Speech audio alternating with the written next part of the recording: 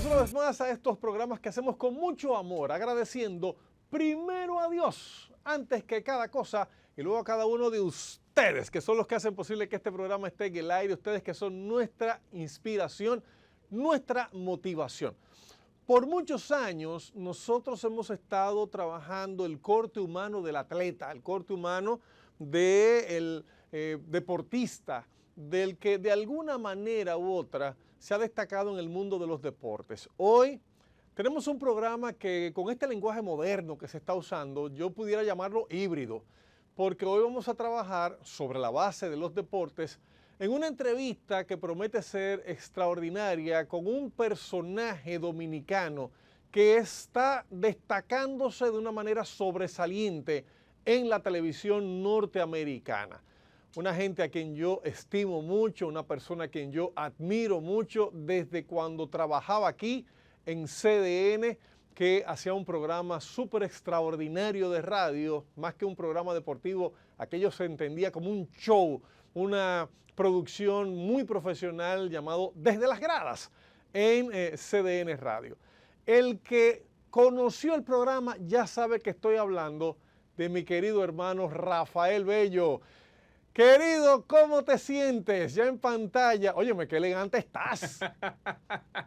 Frank, tú con esa introducción, hasta yo quería saber de quién tú estabas hablando, hermano. Claro que de ti, te lo mereces porque estás triunfando y aunque hoy estás en un mundo paralelo al de los deportes, empezaste con nosotros aquí en Deportes. Rafael, vamos a empezar por ahí, vamos a empezar por tus orígenes y tus programas, tu trabajo que hacías aquí en República Dominicana antes de partir a Nueva York en el año 2011.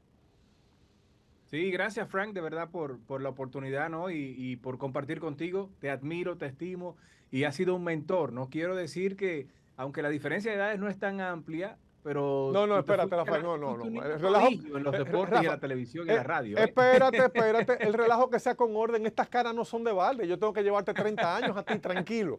Así que continúe y gracias por tus palabras, la gloria Pero que sea de Dios. sí, sí, sí, de verdad que mis inicios en sede en la radio fueron una escuela y aunque ya había tenido ciertas prácticas, ¿no? Antes de ya lanzar mi programa allá en CDN, a quien agradezco muchísimo porque llegué con una experiencia prácticamente como un pino nuevo de la UAST y cuando llego allí, pues me abrió un mundo de posibilidades y el empezar a hacer cosas que hoy día yo veo que estamos haciendo, que si esto es streaming en vivo, que si, o que si estamos haciendo cosas a distancias remotas. Ya en el 2006, que empezamos desde las gradas en CNN Radio en 92.5 FM, pues empezamos a hacer ese tipo de iniciativas como unos osados y locos que veíamos a Frank Camilo, escuchamos en la 91, en aquello, haciendo reportes desde donde quiera que te encontrabas con Don Teo Veras, quien Dios tenga en gloria, con Sergio Amén. Carlos. Eso nos motivó a ir viendo mucho más allá y a tratar de hacer, como tú mismo decías, más que un programa de deportes, un show que pudiera estar en diferentes partes del mundo. Mencionas la UAS y ese es el primer punto que debemos tocar porque has visto que he tratado siempre de ponderar a la gente que estudia, de promocionar. De hecho, le digo a los muchachos que están buscando firmas en la pelota, que se puede conseguir becas también, que se puede estudiar sobre la base del talento deportivo. Háblame de la UAS, hiciste la carrera, terminaste, me imagino que comunicación. Si supieras que no, eso es lo más irónico y reitero eso que tú dices o lo refuerzo, hay que estudiar, hay que prepararse. Y aunque también soy del pensar que el profesional no es aquel solamente que se graduó de la universidad, es una base fundamental, porque mientras tengamos la oportunidad de capacitarnos al más alto nivel, que es el estudio universitario, tenemos que hacerlo. Y más en un sistema que nosotros tenemos el privilegio de accesar, que es la Universidad Autónoma de Santo Domingo, los créditos son los más baratos, yo creo que del mundo. Yo creo que sería un desperdicio el no intentar hacer una carrera universitaria. Yo estudiaba ingeniería civil y tuve unas cuantas vicisitudes cuando ya estaba prácticamente de término con un maestro por ahí que lo quería muchísimo hasta que me puso las cosas en China. Y de ahí entonces me quedé en la misma autónoma a estudiar economía, que me apasiona los números, soy una gente que la matemática es parte de su vida desde niño. Y entonces ya vengo a terminar cuando estoy en Estados Unidos, lo que había empezado en el 98, pero intenté jugar béisbol profesional paralelo a eso o antes de entrar a la UAS Incluso traté de ser parte del equipo AA de la UASA como pitcher. Me dieron muchísimos palos, ponché unos cuantos ahí, pero fue una experiencia increíble. Y soy guasdiano hasta que me muera, porque aunque no tenga el título de la UAS, algún día yo creo que el día que lo haga en remoto, yo viviendo aquí, podré hacer una carrera en mi añorada Universidad Autónoma de Santo Domingo. Óyeme, qué bonito escucharte decir eso. Yo tampoco terminé la carrera, ¿verdad? Yo le digo a mis hijos que hay dos caminos para hacerte profesional. Yo tomé el más largo, bien largo. Me tomó muchos años, pero gracias a Dios podemos decir que se ha hecho algo que deja un legado a mi familia sobre todo. Y obviamente el producto de lo que nuestro Dios puso en el corazón de mi madre. Eso siempre lo voy a tener. Que quiero hablar contigo también de ese aspecto familiar más adelante. Ahora, estudias economía, pero tenías ya en los genes la comunicación. Háblame un poco de tu abuelo. Y eso es curioso porque yo soy al que lo conoce, que si es de Baní, yo creo que todo el mundo conoce a quien fue Don Pipi Bello. Don Pipi era propietario de Radio Baní, La Voz del Sur y un pionero y hasta un visionario. Don Teo lo menciona en su libro, me parece, de la historia de la radio dominicana. Y cuando lo menciono, de verdad que me da una nostalgia grandísima, porque en el momento que mi abuelo fallece, yo tenía unos 15, 16 años de edad. Yo no sabía que yo iba a terminar haciendo esto que hacemos tú y yo hoy día. Y lo que yo empecé a hacer años después de que él falleció, y no lo visualizaba. Yo quería firmar y comprar una casa mami y comprar un Civic de esos, de los que en ese momento eran vehículos para jóvenes. Esos eran los sueños de Rafael Emilio cuando yo tenía 15, 14, 16 años de edad, que uno soñaba con eso, con desarrollarse económicamente a través del deporte, a través del béisbol específicamente. Y entonces mi abuelo, que fue también un osado, yo creo que eso también lo llevo en la sangre, el decir, no, dale para adelante, que si no sabes, tú aprendes en el camino.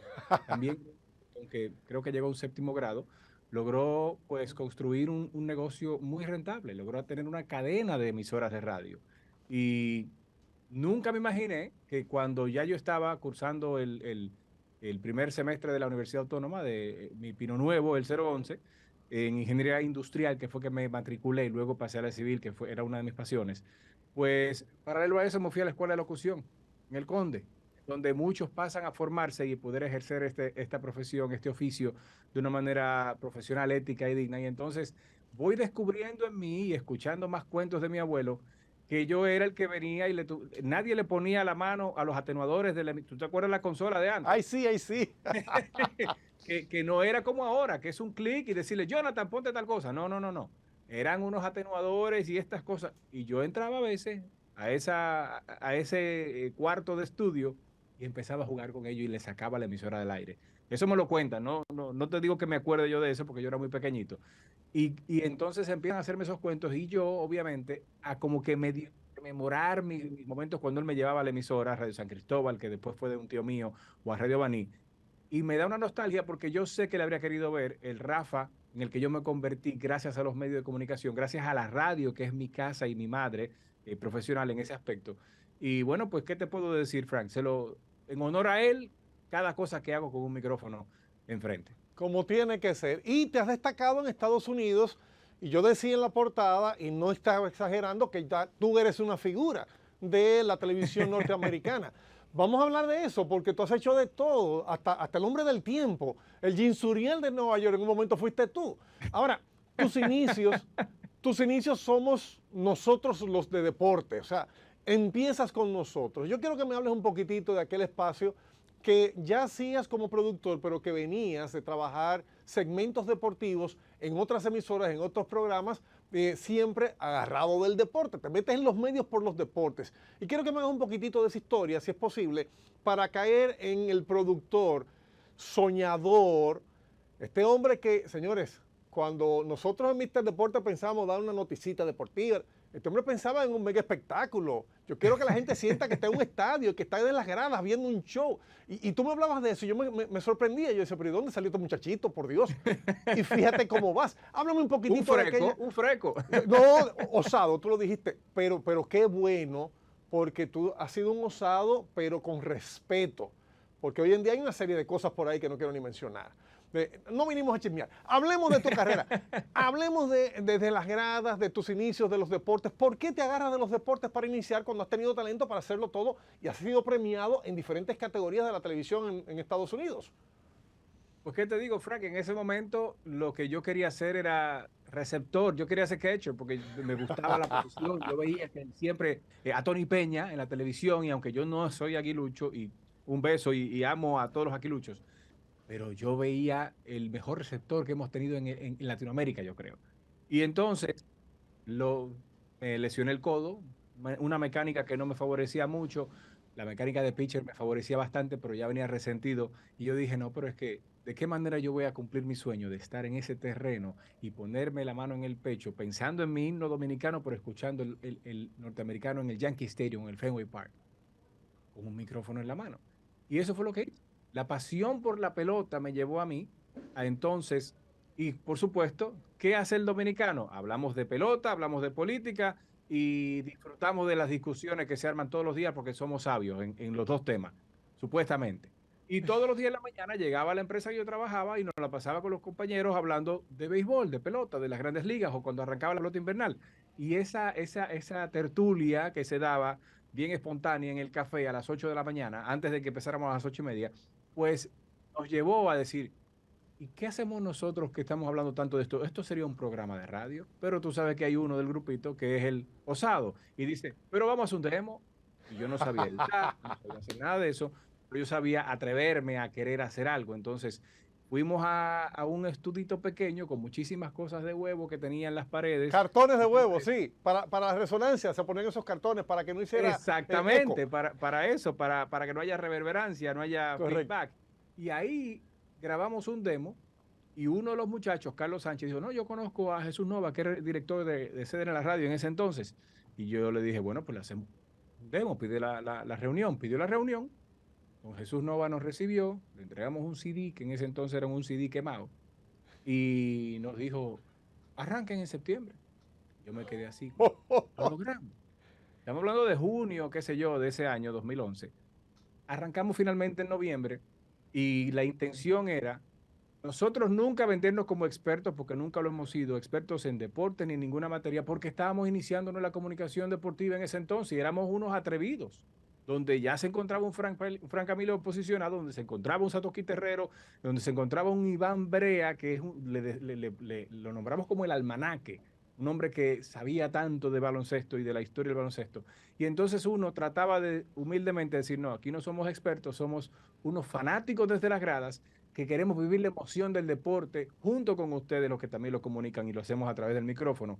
Y entonces, como esa representación del fanático, nosotros nos dimos el permiso de conectar con una audiencia que al final, pues yo creo que le gustó el estilo de periodismo que estábamos haciendo, que no entendíamos que estábamos haciendo periodismo o comunicación social del deporte, sino que estábamos compartiendo nuestras experiencias y aceptando las opiniones de los demás. Para mí ustedes fueron visionarios y vamos a hablar de eso en el segundo segmento, porque hoy en día eso es lo que se está viviendo con las principales transmisiones, querer involucrar al fanático y sus diferentes puntos de vista. No se vaya nadie, Rafael Bello, este es Mister Deporte.